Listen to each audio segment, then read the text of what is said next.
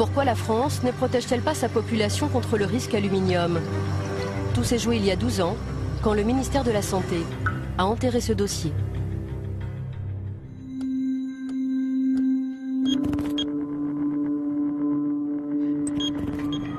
En 1998, une équipe épidémiologique de Bordeaux travaille sur la maladie d'Alzheimer. Elle fait une découverte importante. Une forte teneur en aluminium dans l'eau du robinet pourrait être un facteur de risque de la maladie d'Alzheimer.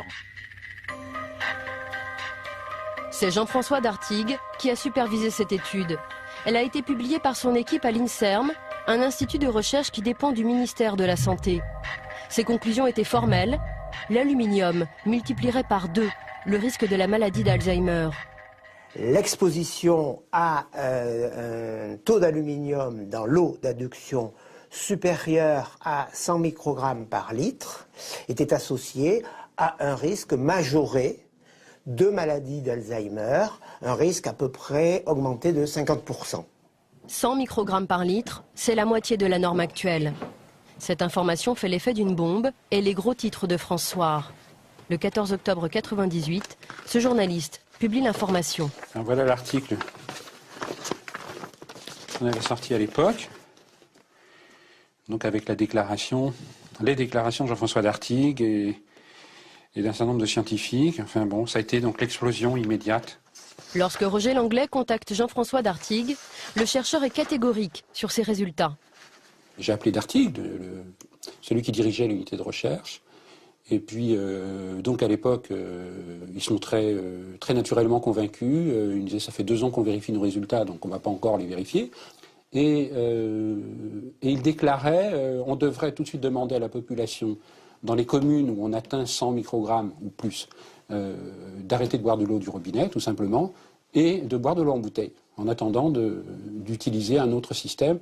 Et tout de suite, la préconisation, évidemment, de cesser de traiter l'eau du robinet avec de l'aluminium. Il vous dit ça à l'époque? Il me dit ça à l'époque, c'est vraiment très clair. Voilà. Il n'y a pas la moindre ambiguïté, il n'y a pas le moindre doute. Il n'en est plus au stade des doutes, il en est au stade des certitudes vérifiées. Le jour où François fait sa une, surprise. Une étude de l'INSERM de Bordeaux à prendre avec précaution. Elle établit un lien entre l'aluminium présent dans l'eau du robinet et puis la maladie d'Alzheimer. Jean-François Dartigues désamorce la bombe sur TF1. Le chercheur est soudain devenu très prudent. J'insiste sur le fait qu'il s'agit simplement d'une association statistique et qu'on ne peut pas, absolument pas conclure à une relation causale sur une seule étude. Pourquoi le scientifique a-t-il minimisé les conclusions de son étude? Le jour même, le chercheur Guy Berton était aux côtés de son collègue Jean-François Dartigues, juste avant qu'il n'accorde une interview à TF1. Selon lui, Jean-François Dartigues aurait reçu ce jour-là un coup de téléphone de Bernard Kouchner, alors secrétaire d'État à la Santé.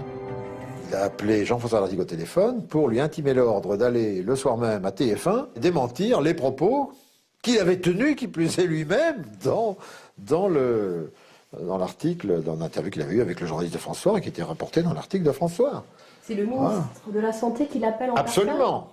Absolument. C'est ce que m'a dit Jean-François Dartigues en revenant, en me disant « Monsieur Berton, je suis désolé, je ne pourrai pas assister à votre séminaire de cet après-midi parce que Kouchner me demande d'aller à la télévision ce soir à TF1, sur TF1, démentir les propos tenus par mon équipe et moi-même concernant l'aluminium. » Certaines personnes m'ont dit que vous aviez reçu un coup de fil le jour justement de cette une pour vous demander d'aller minimiser un peu votre étude. Non, absolument pas. Absolument pas. Non, absolument pas. Non, ça je peux vous affirmer, absolument pas. Guy Berton dit pourtant être sûr de lui. Il affirme se souvenir très bien de son indignation. J'ai dit qu'il n'était pas le chercheur du ministre, ni du gouvernement français, mais qu'il était le chercheur de la totalité de la population française et même de la totalité de la population mondiale. Voilà, c'est ça un chercheur. Le chercheur n'a pas de compte à rendre à un ministre. Voilà. Il a un compte à rendre à sa conscience, c'est tout. Et qu'est-ce qu'il vous dit, lui, comme réponse? Ah, la réponse a été très simple. Alors là, je m'en souviens comme si c'était hier. Il a répondu oui, mais moi, si je veux des crédits l'année prochaine pour mon unité. Voilà, c'est tout.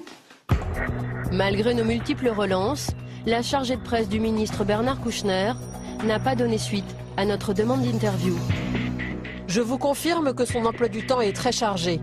Nous devons déjà refuser beaucoup de demandes d'entretien sur des sujets d'actualité essentiels. Les scientifiques vont se faire discrets, mais 2 ans plus tard, le ministère de la Santé commande tout de même une étude à l'AFSA. C'est l'organisme d'État qui veille sur la sécurité alimentaire des Français. En 2003, voici son rapport.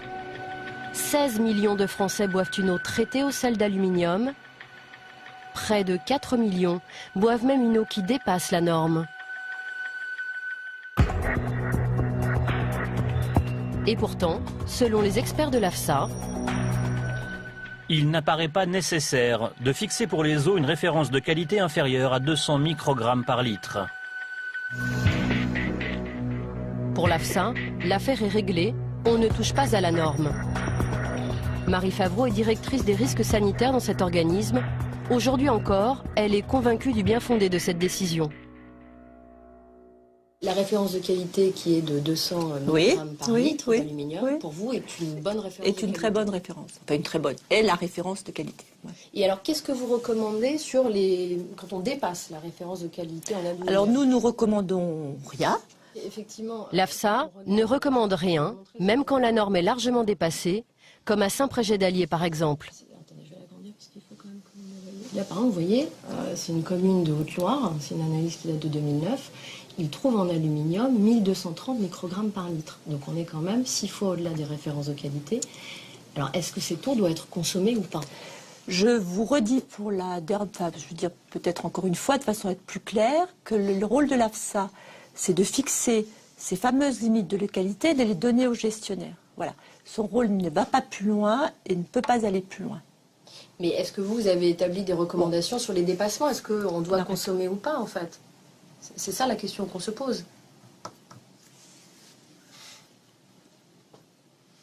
L'attaché de presse intervient.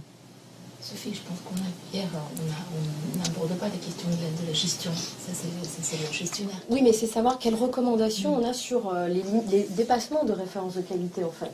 Est-ce qu'il y a des recommandations ou pas qui existent, en fait? Est-ce qu'on peut couper l'émission? On coupe l'émission. Voilà, c'est tout. Mais en fait, j'aimerais comprendre pourquoi. Moi, je vous demande... Je vous demande de couper l'émission.